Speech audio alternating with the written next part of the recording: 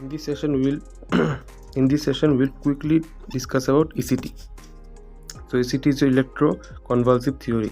So we will discuss your indications and this one contraindications. All right, very important. So pay attention that. So if we talk about ECT indications, so it is used in major severe depression, right? Major severe depression it is used, correct? Here depression with your suicidal risk, right? Or depression with stupor, or with poor intake of food, or with psychotic features, with unsatisfactory response to drugs, right?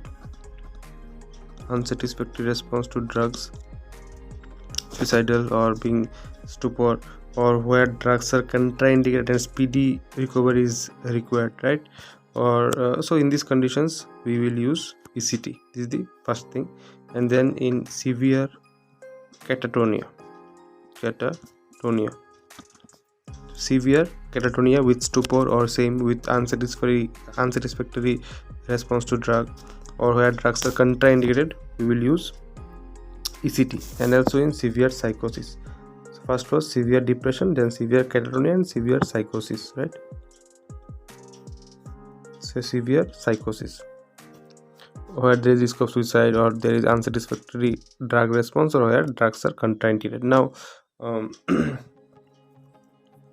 so in these three conditions ECT is indicated, right? Or we should go for ECT.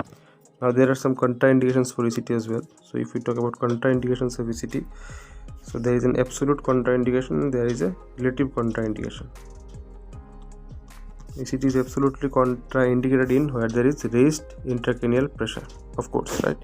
And relative is your, or say there is MI, or there is severe hypertension, is there severe hypertension, all right? Severe hypertension, or there is cardiovascular accident, right? Or there is severe pulmonary disease, okay? Retinal detachment. So these are relative contraindications, but absolute is where there are increased intracranial pressure.